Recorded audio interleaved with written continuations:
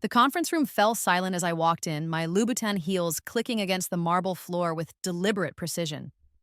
20 pairs of eyes turned toward me, but only 3 faces went completely white. Madison, Victoria, and James, my former classmates from Ashworth Academy, the ones who had made my life hell for 4 years because I was there on scholarship while they paid full tuition with daddy's money. "Good morning, everyone," I said, setting my leather portfolio on the mahogany table. The sound echoed in the silence like a gavel falling. "I'm Elena Rodriguez, your new managing director." Madison's perfectly manicured hand trembled as she reached for her water glass, the diamond tennis bracelet on her wrist catching the light. Victoria's mouth opened and closed like a fish gasping for air, her usually perfect composure cracking. James, who had once dumped chocolate milk on my uniform and called me charity case, looked like he might faint, all the color draining from his privileged face. But I wasn't done yet. I had waited 8 years for this moment, planned every detail, orchestrated every move. I was going to savor every second of it. "I know many of you are wondering about the recent changes at our firm," I continued, my voice carrying the authority I had earned through years of relentless work. "I'm here to assure you that Hartwell and Associates is entering a new era of excellence, one built on merit, integrity, and respect for all employees, regardless of their background." I let my gaze sweep across the room, lingering meaningfully on those 3 familiar faces. The irony wasn't lost on me, or them. The scholarship kid they had tormented was now their boss, holding their careers in her hands. The thing they didn't know, the thing nobody knew, was that I had died once before. In my previous life, I had been Elena Martinez, a brilliant but poor student who had also attended Ashworth Academy on scholarship. In that life, the bullying had been so severe, so relentless, so psychologically devastating that I'd taken my own life during senior year, unable to bear another day of their cruelty. I had swallowed a bottle of my mother's sleeping pills in our tiny apartment bathroom, leaving behind a note apologizing for being such a disappointment.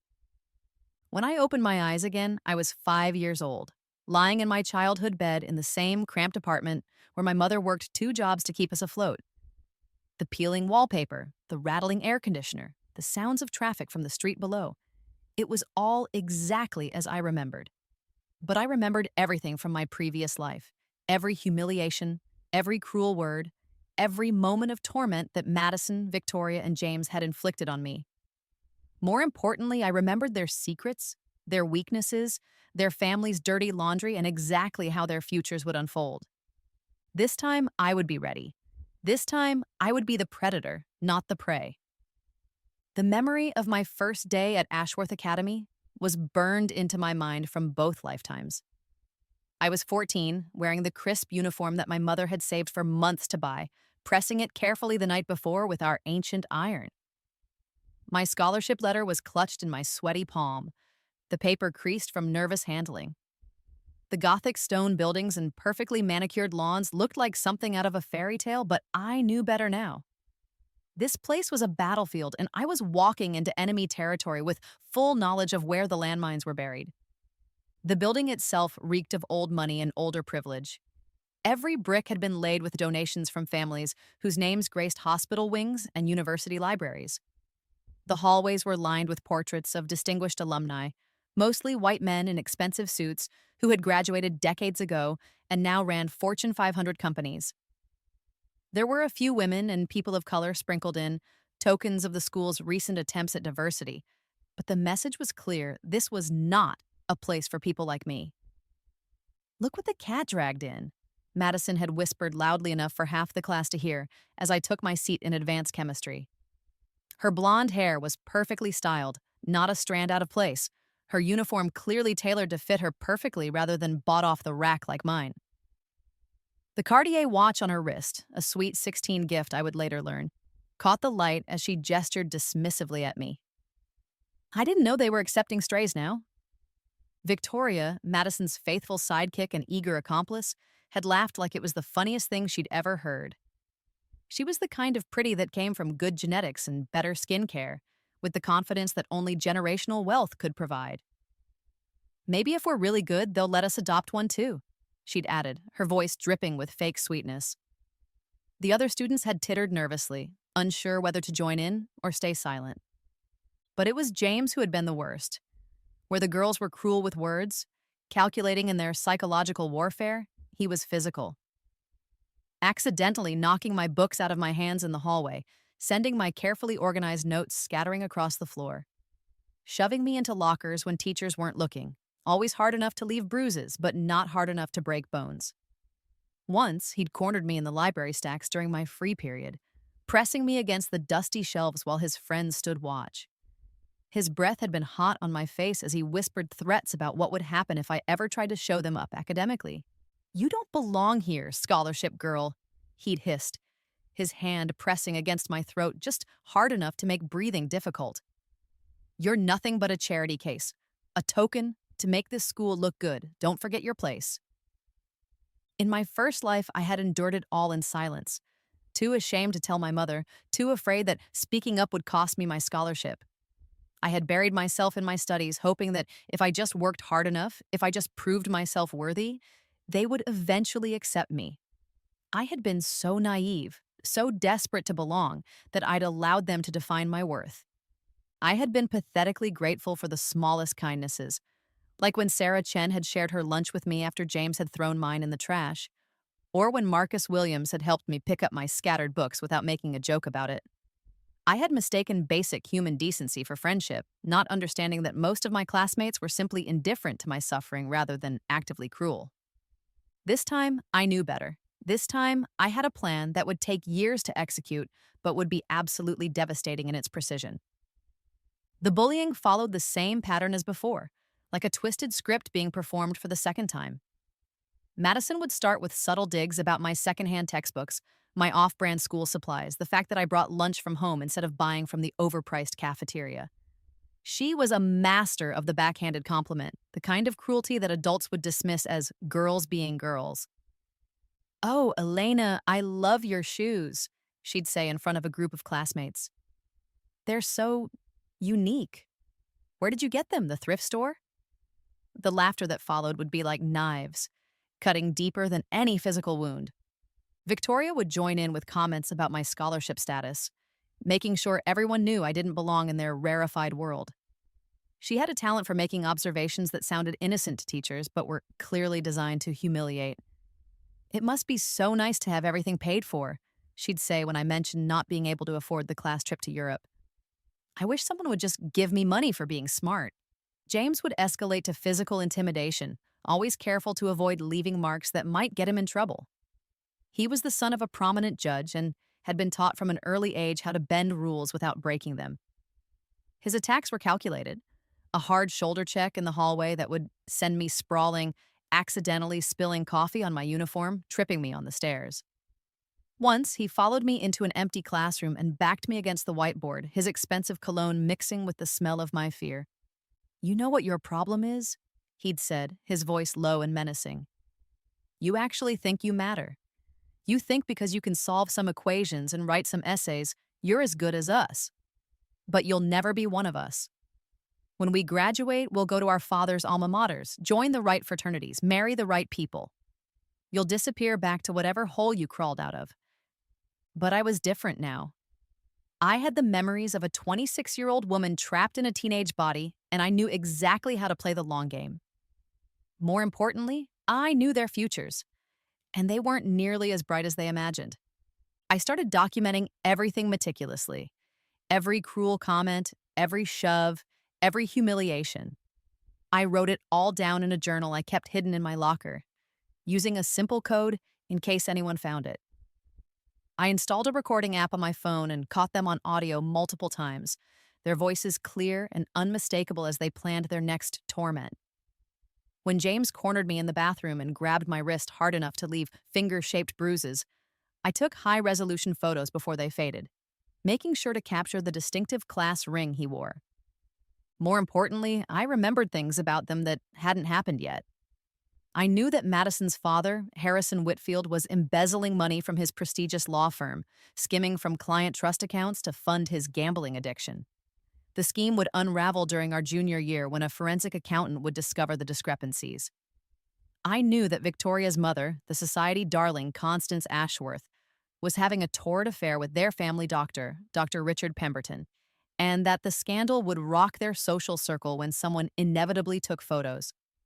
I knew that James's trust fund was built on his grandfather's illegal arms dealing during the Cold War, information that would come to light in a Senate investigation into historical war profiteering. But I didn't act on any of it, not yet. I was patient, gathering ammunition for the war I knew was coming, building my strength while they remained oblivious to the storm brewing on the horizon. The academic year progressed with familiar cruelties. They would accidentally bump into me in the hallway, sending my books flying and my papers scattering.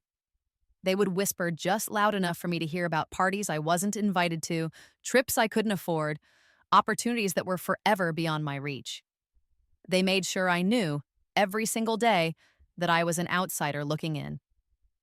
The worst came during exam week of our sophomore year. I had been studying for weeks, knowing that my scholarship depended on maintaining perfect grades. The chemistry final was worth 30% of my grade, and I had prepared obsessively, creating detailed study guides and practice problems. The night before the exam, I stayed up until 3 in the morning, reviewing molecular structures and chemical equations. When I arrived at school that morning, my locker had been vandalized. Someone had poured chocolate syrup through the vents, destroying my textbooks, my notebooks, my carefully prepared study materials.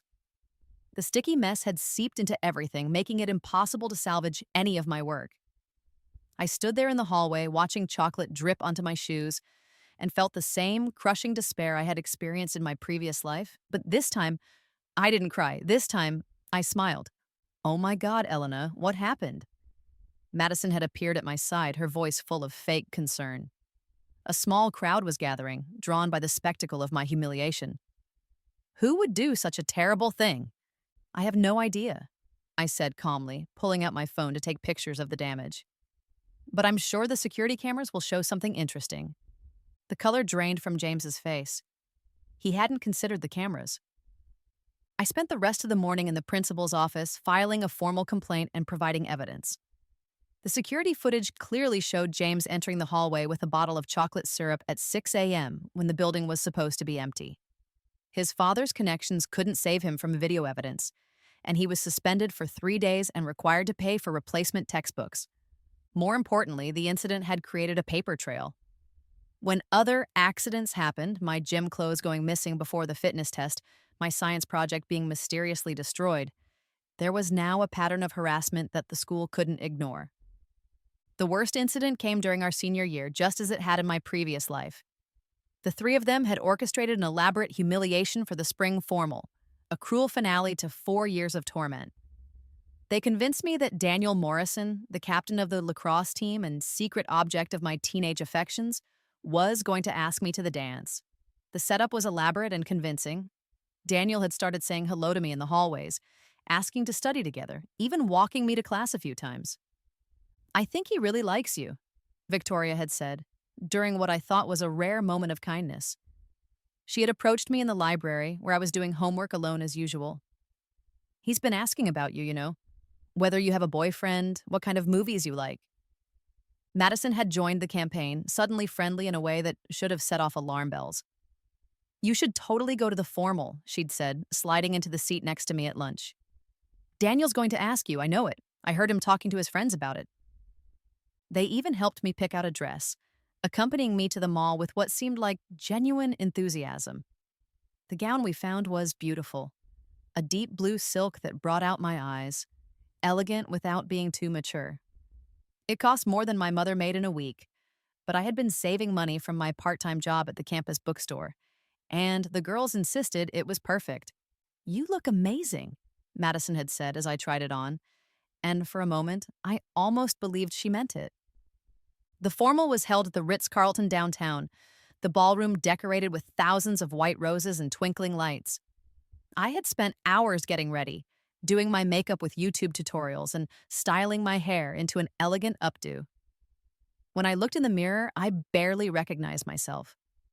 For the first time in 4 years, I felt beautiful. I arrived at the hotel with butterflies in my stomach, clutching a small beaded purse that had belonged to my grandmother. The ballroom was already full of my classmates, the girls in designer gowns that cost more than my family's monthly rent. the boys in perfectly tailored tuxedos. I felt out of place but hopeful, scanning the crowd for Daniel's familiar face. I found him on the dance floor, holding Madison close as they swayed to a slow song. She was wearing a stunning red dress that probably cost more than my car, her blonde hair cascading over her bare shoulders.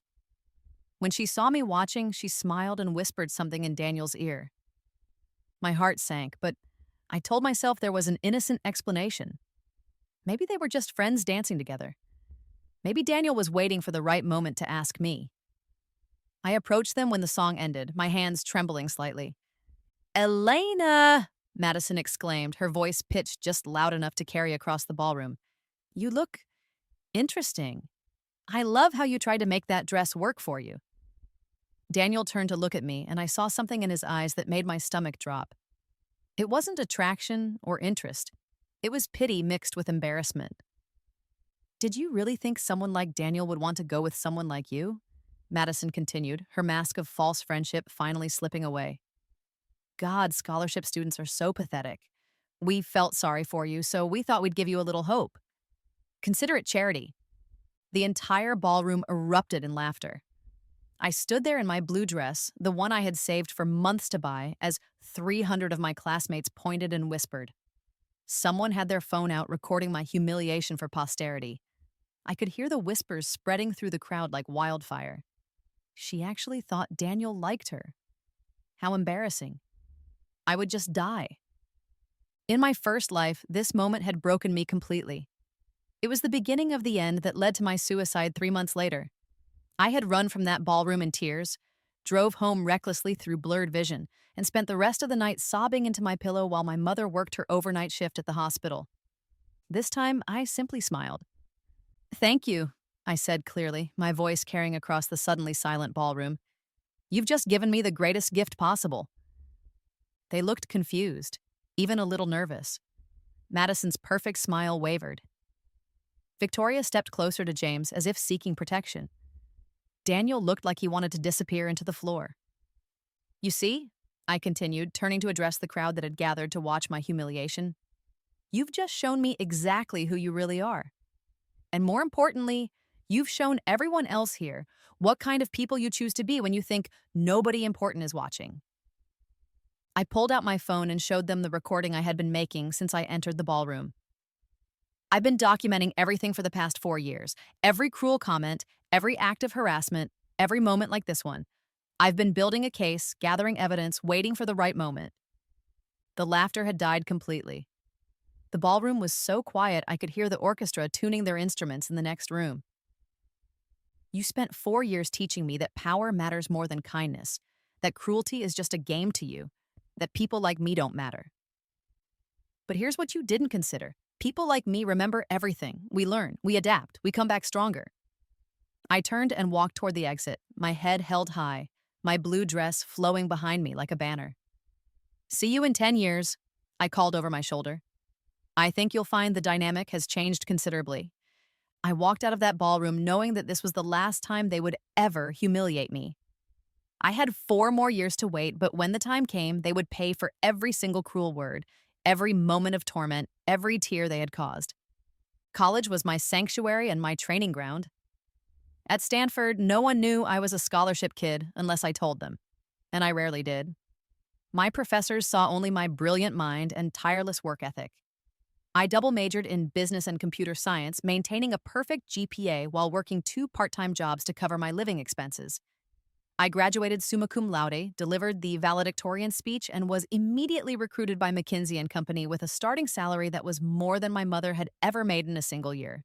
But I didn't take that job. Instead, I accepted a position at Hartwell and Associates, the prestigious consulting firm where I knew Madison, Victoria, and James would all end up working. In my previous life, I had learned that Madison's father had connections there through his law firm's corporate partnerships. Victoria's family had been clients for 3 generations, and her trust fund was managed by one of the senior partners. James's grandfather had been a founding investor, and his trust fund manager sat on their board of directors. I spent the first 3 years after graduation at Morrison and Associates, a smaller but highly respected firm, building my reputation and expertise.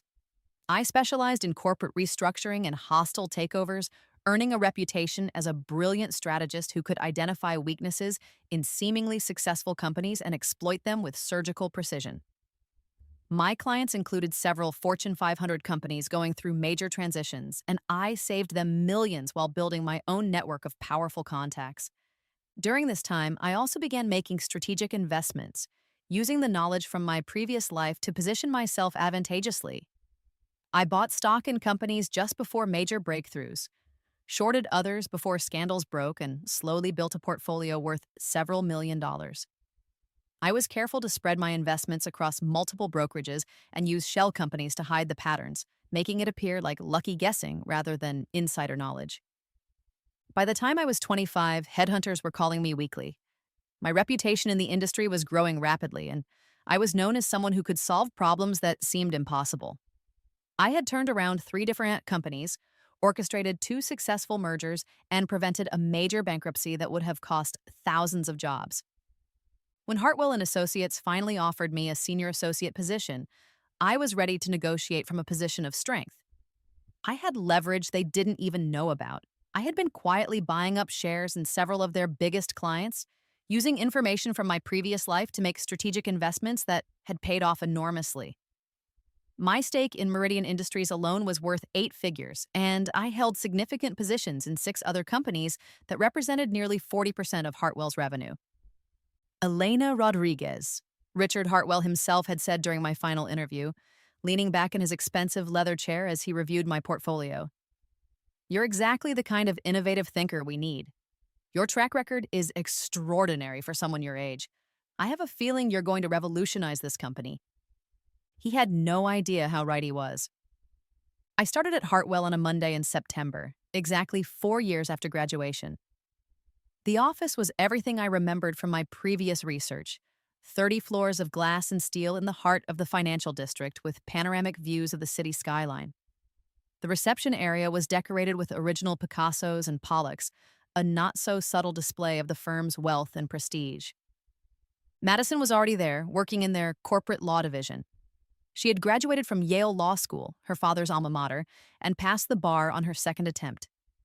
Her office was on the 23rd floor, with a view of the harbor and furnished with antiques that probably cost more than most people's cars. She specialized in mergers and acquisitions, helping wealthy clients navigate complex deals while avoiding tax implications. Victoria was in their marketing division, managing campaigns for their biggest clients.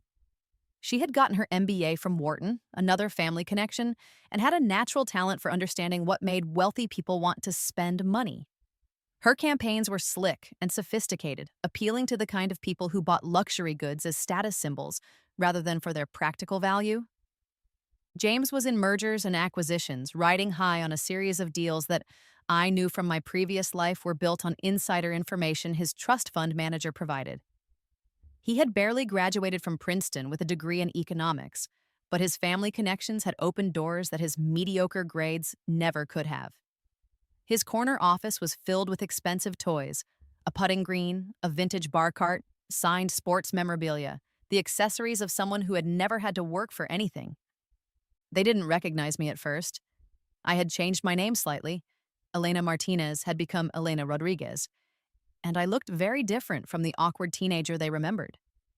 Gone was the frizzy hair, replaced with a sleek bob styled by the best colorist in the city. Gone were the thrift store clothes, replaced with a wardrobe of designer suits that had been carefully tailored to project authority and success.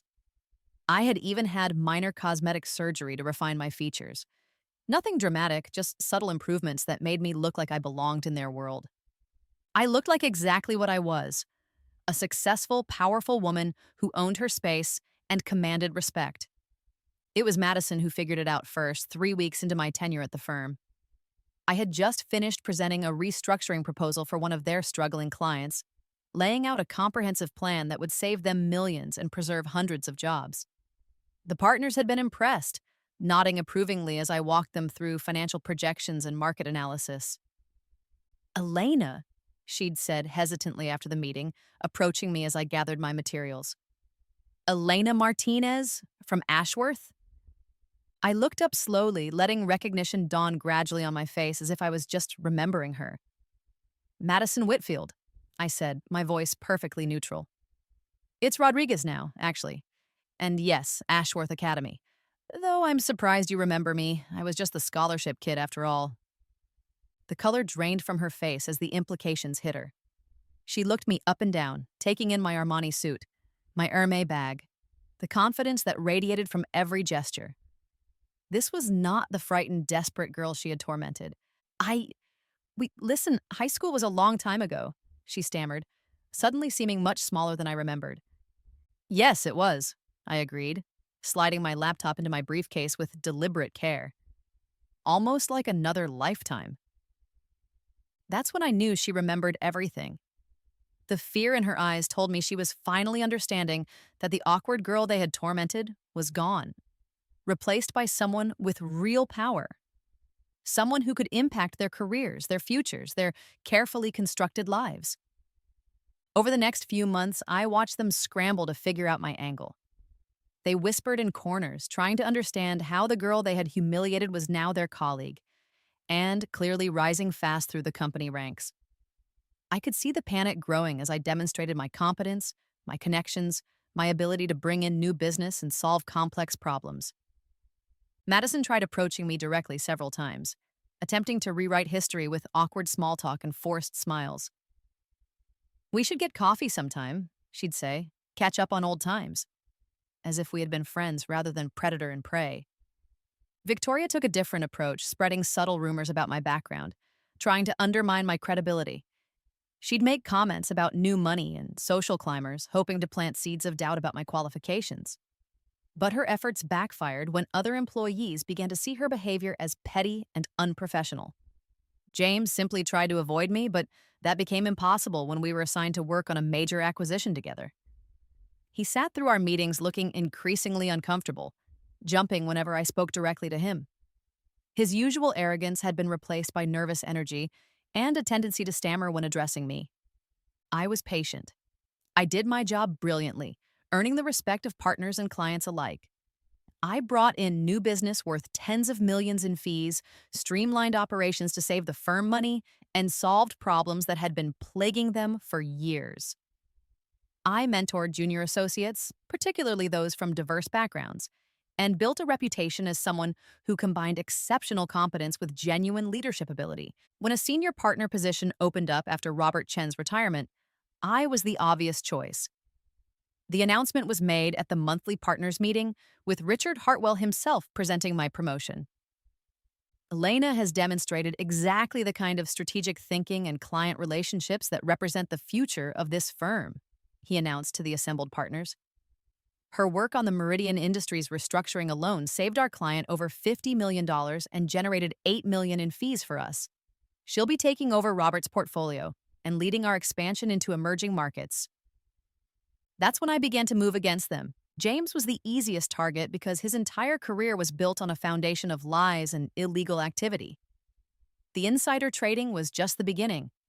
I had documentation from my previous life of his grandfather's arms dealing connections, and I knew exactly when the FBI investigation would begin. More importantly, I knew which specific trades would trigger the investigation and how to ensure the authorities found exactly what they needed to find. I made a carefully worded phone call to my contact at the Securities and Exchange Commission, a former Stanford classmate who now worked in their enforcement division. Sarah, it's Elena Rodriguez from Hartwell, I said, settling back in my office chair as I watched James through my window, oblivious to what was coming. I wanted to give you a heads up about something that's been bothering me. One of our associates, James Blackwell, has been making some trading decisions that seem unusually well-timed, particularly his short positions in Meridian Corp right before their environmental disaster was announced. That's interesting, Sarah replied, her voice sharpening with professional interest. Do you have specific dates and amounts? I did, of course. I had memorized every detail from my previous life, and I guided her toward exactly the evidence she would need to build an airtight case.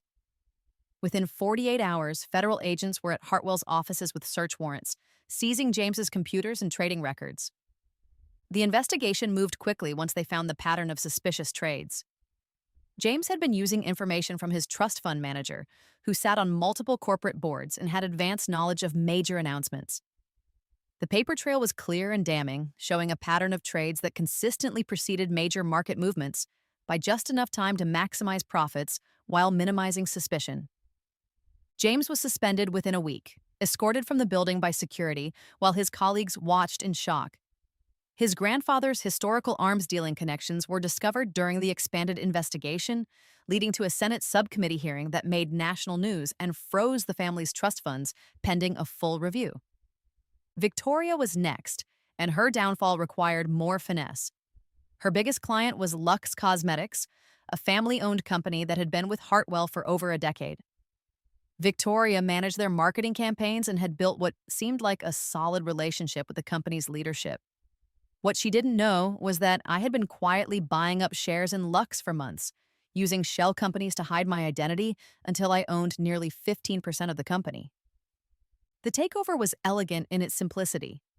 I arranged a meeting with Lux's CEO, Patricia Hawthorne, a woman who had built her company from nothing after inheriting a small perfume shop from her grandmother. She was tough, practical, and had no patience for trust fund babies who coasted on family connections rather than talent. "Patricia, thank you for meeting with me," I said as we settled into our booth at Le Bernardin, the kind of restaurant where deals worth millions were discussed over $100 entrees. "I wanted to talk to you about your marketing strategy and some concerns I have about your current direction." I showed her Victoria's recent campaign materials, alongside alternative concepts I had developed with a team of freelance creative directors.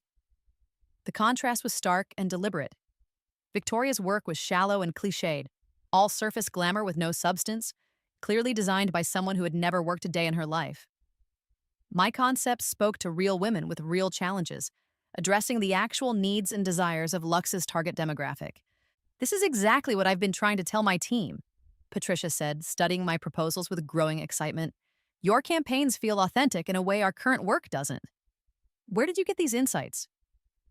"I understand working women because I am one," I said simply. "I also understand that your current marketing team might not be the right fit for where you want to take this company. Victoria Ashworth has never had to worry about money, never had to work for anything she's received. How can she possibly understand the mindset of women who save for months to buy a luxury lipstick?" The transition was swift and decisive. Within a month, Lux Cosmetics had terminated their contract with Hartwell and Associates and hired my recommended team directly. Victoria lost not only her biggest client, but also the substantial commission that came with the account. When the partners reviewed her performance at year-end, her billable hours had dropped by 40%, and client satisfaction scores had plummeted. She was quietly encouraged to seek opportunities elsewhere. Madison was the most challenging because she was actually competent at her job when she applied herself.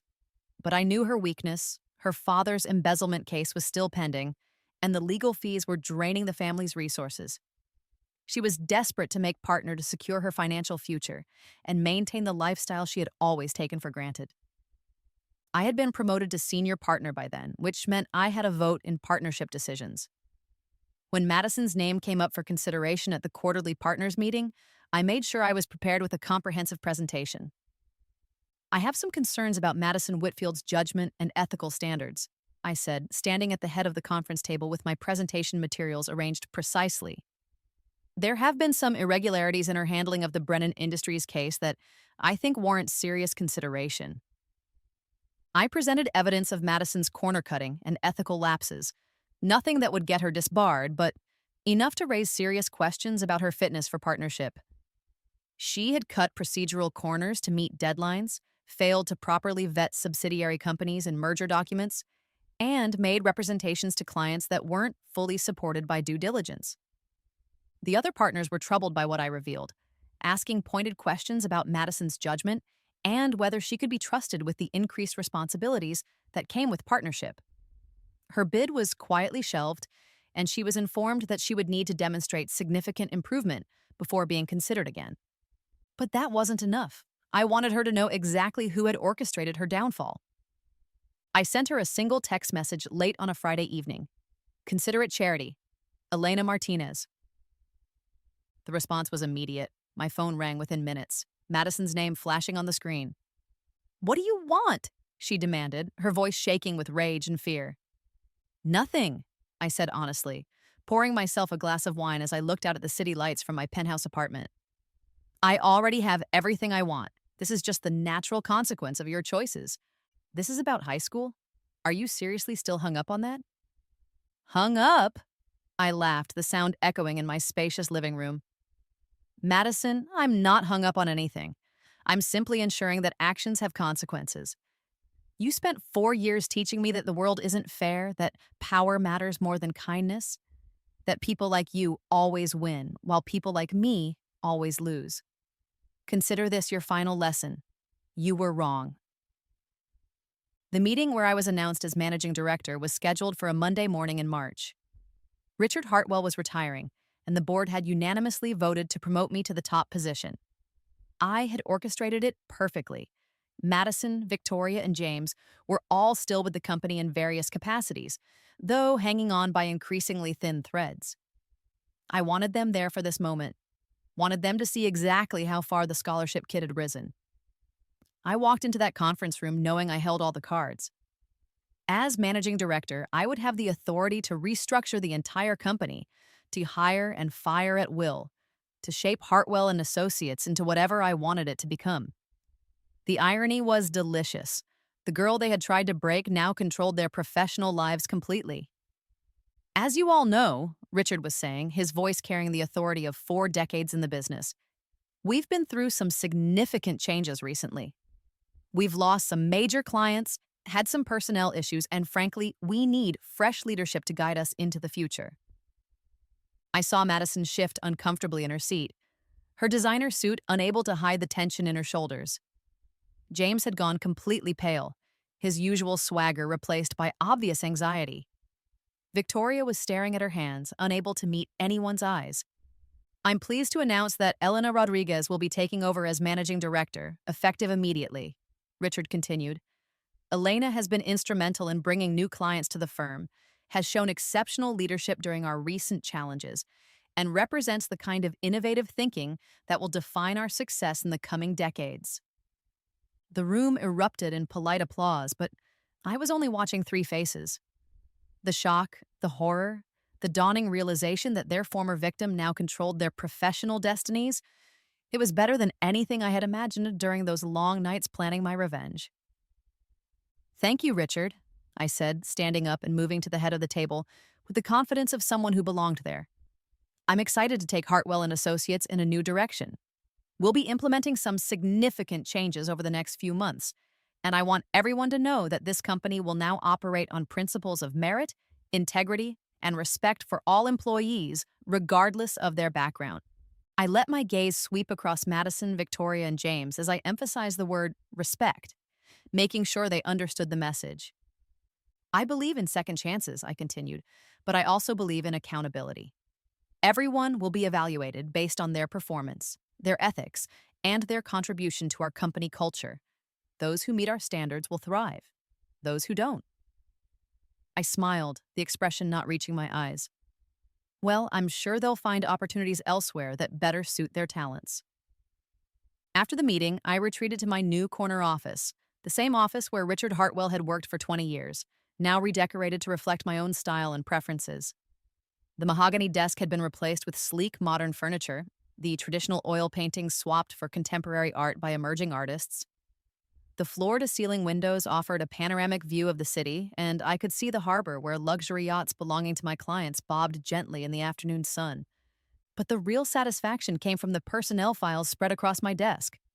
Madison's, Victoria's, and James's entire careers laid out in black and white. Their performance reviews, their client relationships, their salary histories, their carefully constructed professional lives now completely under my control. I began with James, though he was barely hanging on by this point. His suspension had become a termination when the federal investigation had uncovered irrefutable evidence of securities fraud. But I wanted to make sure he understood exactly who had orchestrated his downfall. He knocked tentatively on my door the next morning, his usual arrogance completely deflated. Gone was the swagger I remembered from high school, replaced by the hunched shoulders and nervous energy of someone whose world had collapsed around him. You wanted to see me, Elena? He said, not quite able to meet my eyes. Sit down, James, I said, gesturing to the chair across from my desk. We need to discuss your future with this company. He sat heavily, his hands shaking slightly as he placed them on his knees. Look, about high school. This isn't about high school, I interrupted, though we both knew it absolutely was. This is about the fact that you're currently under federal investigation for securities fraud. It's about the fact that 3 of your biggest deals have been flagged by regulators for suspicious activity. It's about the fact that your presence here is a liability to this firm and to every client we serve. You can't fire me for that, he said desperately, grasping for the legal protections his privilege had always provided. I haven't been convicted of anything. You're right, I agreed, leaning back in my chair with the calm confidence of someone who held all the cards. I can't fire you for being under investigation, but I can fire you for the sexual harassment complaint that Chelsea Morrison filed against you last month, the one that HR somehow overlooked in the chaos of your legal troubles. His face went white as the blood drained from his cheeks. What sexual harassment complaint? I slid a thick folder across the desk, watching as his hands trembled while he opened it. The one where you cornered her in the supply closet during the Christmas party and made inappropriate comments about her body? The one where you told her that scholarship students like her should be grateful for attention from someone like you? The one where you offered to help her career advancement in exchange for certain favors? He scanned the formal complaint, the witness statements from people who had seen him follow Chelsea into the supply closet, the security footage timestamp that corroborated her story, the evidence I had carefully compiled over several weeks. She's lying, he said weakly, but his voice lacked conviction. Is she? I asked, opening my laptop and turning it toward him. Because I have her recorded statement right here, and it's remarkably detailed. She remembers exactly what you said, exactly how you touched her arm, exactly how you blocked her exit from the room. She also remembers you mentioning that you knew she was here on scholarship, just like I was. I leaned forward, my voice dropping to just above a whisper. You see, James? When you spend your whole life hurting people weaker than you, eventually one of them becomes stronger than you. And when that happens, all those chickens come home to roost. You have 2 choices, I continued, returning to my normal tone. You can resign effective immediately with a neutral reference that will allow you to find work somewhere else, or I can proceed with a formal investigation that will undoubtedly result in your termination for cause, a permanent mark on your professional record, and likely criminal charges for sexual harassment. Either way, you're leaving this building today and never coming back. James stared at the papers for a long moment, his mind clearly racing through the implications. Finally, he looked up at me with something like respect in his eyes, as if he was seeing me clearly for the first time. You really did it, he said quietly. You actually beat us. No, I corrected, pulling out a resignation letter I had already prepared. You beat yourselves. I just stopped letting you get away with it. He signed his resignation letter without another word, his expensive Mont Blanc pen, probably a graduation gift from his grandfather, scratching across the paper with finality. Security escorted him from the building 20 minutes later, carrying his personal belongings in a cardboard box. Victoria came next, though she tried a different approach entirely. She arrived at my office the following afternoon with tears in her eyes and a practiced expression of remorse that probably worked well on her parents and teachers throughout her charmed life. Elena, I am so sorry about everything that happened in high school, she began, settling into the chair still warm from her predecessor. We were just kids, you know. We didn't understand how cruel we were being. I felt terrible about it for years. Save it, I said, not looking up from the contract I was reviewing. This isn't about apologies. Then what is it about? She asked, dropping the act as her voice hardened. It's about the fact that you've lost your biggest client and your performance reviews have been consistently mediocre. I finally looked up at her, noting how her usual perfect composure had frayed around the edges. I'm restructuring the marketing department. Your position is being eliminated. You can't do this, she said, her voice rising in the way of someone who had never been told no about anything important. I'll sue for wrongful termination. On what grounds? I asked, genuinely curious to hear her legal theory. You're an at-will employee whose department is being downsized due to budget constraints and changing client needs. I have months of documentation showing declining performance, client dissatisfaction, and missed deadlines. What exactly are you going to sue for? She opened and closed her mouth several times, clearly trying to think of a response that would restore her sense of control over the situation. Of course, I'm not heartless, I continued, pulling out another prepared folder. I'm offering you a generous severance package, 6 months' salary, continued health insurance, and assistance with job placement. The only conditions are that you sign a non disclosure agreement about your time here and a non compete clause. A non compete clause? She asked, scanning the documents. That would prevent me from working anywhere in the industry. In this city, I corrected. There are plenty of opportunities in other markets. I hear Phoenix has a thriving marketing scene and the cost of living is much more reasonable. Victoria stared at me for a long moment, her carefully constructed facade finally cracking completely. Then, surprisingly, she laughed, a bitter, hollow sound that echoed off my office walls. You know what? She said, shaking her head in what might have been admiration. I actually respect this. It's ruthless, but it's fair. We had it coming, didn't we? She signed the papers without further argument, her signature surprisingly steady despite the tears that had started to fall. For what it's worth, she said as she gathered her things. You're better than we ever deserved. Madison was the last and the most satisfying confrontation of all. She had to know what was coming. She'd watched James and Victoria disappear from the office over the past week, but she still tried to maintain her dignity when she knocked on my door the following Friday afternoon. I suppose it's my turn, she said, settling into the chair across from my desk with the resigned air of someone facing inevitable judgment. Actually, Madison, I have a different offer for you, I said, pulling out a thick folder that I had spent considerable time preparing. I'm not firing you. Her eyes widened in surprise, hope flickering across her features for the first time in weeks. You're not? No, you're a competent lawyer when you apply yourself, and despite everything between us, you do have genuine value to this company. I paused, letting her hope build like a condemned prisoner granted a momentary reprieve. However, there are going to be some significant changes to your position and responsibilities. I slid the folder across the desk, watching her face as she opened it and began reading through the transfer documents I had meticulously prepared. You're being transferred to our pro bono division, I explained as she scanned the paperwork. Your new salary will be $45,000 a year, about what a first-year associate makes fresh out of law school. Your office will be in the basement level, next to the mailroom and facilities management. Your cases will primarily involve defending indigent clients in family court, custody battles, domestic violence cases, eviction proceedings. Madison's hands shook as she read through the details of her professional demotion, her manicured fingers leaving slight wrinkles in the paper. This is basically a paralegal position, she whispered, her voice barely audible.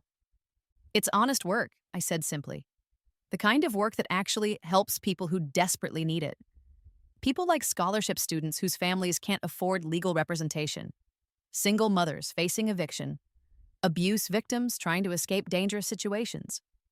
You'll be making a real difference in people's lives for the first time in your career. Why? She asked, looking up at me with tears streaming down her cheeks, her perfect makeup finally smearing. Why not just fire me like the others? Why this elaborate punishment? Because I want you to understand what it feels like to struggle, I said, my voice gentle but implacable. I want you to know what it's like to work with people who judge you based on your circumstances rather than your character. I want you to learn empathy the hard way, since you never learned it naturally through privilege and comfort. And if I refuse, then you're fired immediately for the ethics violations I uncovered in the Brennan Industries case, I said, pulling out yet another folder. Your corner-cutting and misrepresentations to clients constitute grounds for termination and potential disbarment proceedings. Your choice. She sat there for a long time, staring at the papers that would define the next chapter of her life. Finally, she looked up at me with something like understanding dawning in her eyes. You could have destroyed us completely, she said slowly. James is facing federal charges and his family's fortune is frozen. Victoria's been blacklisted from the industry and had to move across the country. You could have done the same to me, ruined my career, my reputation, my entire future. Yes, I could have, I agreed up. But destruction was never the goal. Justice was. Teaching you what you taught me, that actions have consequences, that how you treat people matters, that the world isn't as simple as rich versus poor, privileged versus scholarship. Madison signed the transfer documents with trembling hands, then paused as she reached my office door. "For what it's worth," she said without turning around, "you're a better person than we ever were. You're giving me a chance to become someone better, too."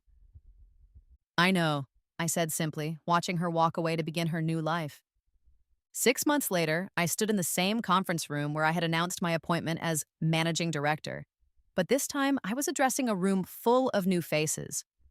The company had been completely transformed under my leadership, like a garden that had been cleared of weeds and replanted with stronger, more beautiful flowers.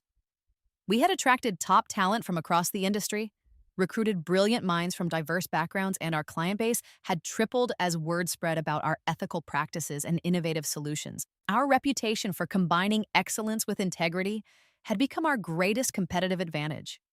Fortune 500 companies sought us out, not just for our strategic capabilities, but because they knew we would help them succeed without compromising their values or exploiting their employees. We had become the firm that other firms aspired to be. James had pled guilty to securities fraud and was serving 18 months in minimum security federal prison. His family's trust fund had been frozen, pending a comprehensive investigation into his grandfather's historical arms dealing connections. Information that had finally come to light in the Senate investigation I remembered from my previous life. The Blackwell family name, once synonymous with old money respectability, was now associated with scandal and criminal behavior. Victoria had taken a job with a small marketing firm in Seattle, starting over at an entry-level position with a salary barely above minimum wage. Through industry contacts, I heard that she was actually doing good work. Apparently, losing everything had given her the humility and desperation she needed to actually apply herself. She was learning what it meant to earn success, rather than inherit it. Madison was still with the company, working in our newly expanded pro bono division. She had requested a meeting with me the previous week to report on her cases, and the transformation was remarkable. She had successfully defended 3 families facing eviction, helped a young woman escape an abusive marriage, and secured custody for a father whose ex-wife had been using their children as weapons. The designer suits were gone, replaced by practical clothing appropriate for family court. The manicured nails were shorter, more suitable for handling case files and evidence boxes. "You were right," she had told me during that meeting, her voice carrying a sincerity I had never heard before. "This work, it matters in a way that corporate law never did. These people, they need someone to fight for them. They can't afford the kind of lawyers we used to be." "I know," I had said. "That's why I do it." She looked different, tired but genuinely happy for the first time since I'd known her. The entitlement was gone, replaced by something that looked like genuine purpose. Now, as I looked around the conference room at our new team of brilliant, ethical, diverse employees, I felt a satisfaction deeper than revenge could ever provide. I had not only achieved justice for the girl I used to be, I had created something better, something that would outlast my personal vendettas and actually improve the world. "Ladies and gentlemen," I said to the assembled group, my voice carrying the authority of someone who had earned every word, "I want to talk to you about our new scholarship program." The irony was not lost on me, and I could see a few knowing smiles from employees who understood my background. Hartwell and Associates would now be offering full scholarships to promising law and business students from underprivileged backgrounds, providing them with internships, mentorship, and a direct path to employment after graduation. "This program is very close to my heart," I continued, thinking of all the scholarship students who would never have to endure what I had endured. "I believe that talent and determination matter more than family connections or bank account balances. We're going to identify brilliant young people who might not otherwise have opportunities and give them the tools they need to succeed." The program was comprehensive and revolutionary. We would partner with community colleges and state universities, seeking out students who demonstrated exceptional ability despite financial constraints. We would provide not just tuition assistance, but also housing stipends, professional wardrobe allowances, and intensive mentorship programs. Most importantly, we would guarantee employment for graduates who met our standards, creating a pipeline of diverse talent that would strengthen our company for generations. After the meeting, I returned to my office and sat at my desk, looking out at the city skyline as the sun set behind the buildings. In my previous life, I had been a victim, broken by cruelty, destroyed by those who had power over me, ultimately choosing death over continuing to endure their torment. In this life, I had become the victor, but more importantly, I had become someone who used power to lift others up rather than tear them down. My phone buzzed with a text message from my mother. Mija, I saw the article about your scholarship program in the Times. Your father would be so proud. I'm proud of you too. I smiled, thinking of my father, who had died when I was 12, working 2 jobs to support our family after immigrating from El Salvador with nothing but hope and determination. He had always told me that success meant nothing if you forgot where you came from, that the measure of a person wasn't how high they climbed, but how many people they helped climb with them. I hadn't forgotten. Every decision I made, every person I hired, every policy I implemented was guided by the memory of that scared, lonely scholarship student who just wanted to belong somewhere, to matter to someone, to prove that she was worthy of respect and kindness. The difference was that now I had the power to make sure no one else would ever have to feel that way again. That evening, I walked out of Hartwell and Associates with my head held high, knowing that I had achieved something far greater than revenge. I had achieved justice, transformation, and redemption, not just for myself, but for everyone who would come after me. The scared, bullied girl from Ashworth Academy was gone, replaced by a woman who understood that true power comes not from crushing your enemies, but from building a world where such enemies could no longer exist. As I drove home to my penthouse apartment, the same building where several of my former tormentors' parents lived, though they could no longer afford the higher floors, I thought about the scholarship students who would walk through Hartwell's doors next year. They would face challenges, certainly, but they would also find mentors, allies, and opportunities. They would discover that being different wasn't a weakness to be hidden, but a strength to be celebrated. And if anyone tried to bully them for being scholarship students, for coming from humble backgrounds, for not fitting into the narrow definition of success that places like Ashworth Academy promoted, they would find themselves facing the full power of Elena Rodriguez, a woman who had learned that the best revenge was not destruction, but construction. The best victory was not defeating your enemies, but making it impossible for such enemies to exist in the first place. I had waited 8 years for this moment, across 2 lifetimes, planning every move with the patience of someone who understood that true justice takes time to ripen. And it was everything I had dreamed it would be. Not because I had destroyed those who hurt me, but because I had built something better from the ashes of their cruelty. The next morning, I woke to find a handwritten letter that had been slipped under my apartment door. The handwriting was familiar, Madison's careful script, refined by years of expensive education. Elena, it read, I know I have no right to ask for your forgiveness, and I'm not writing this letter to seek it. I'm writing to tell you that for the first time in my life, I understand what it means to work for something that matters. Yesterday, I helped a 16-year-old girl get a restraining order against her abusive stepfather. When she hugged me and said I was her hero, I finally understood what you meant about making a difference. I'm grateful for the chance you gave me. Not the punishment, but the opportunity to become someone worth being. You could have destroyed me, but instead you saved me from becoming the kind of person my parents raised me to be. Thank you for teaching me that there are things more important than money, status, and maintaining appearances. I hope someday I can make you proud to have known me. Madison. I folded the letter carefully and placed it in my desk drawer next to the scholarship applications I would be reviewing that afternoon. Outside my window, the city was waking up, full of people pursuing their dreams, struggling with challenges, working to build better lives for themselves and their families.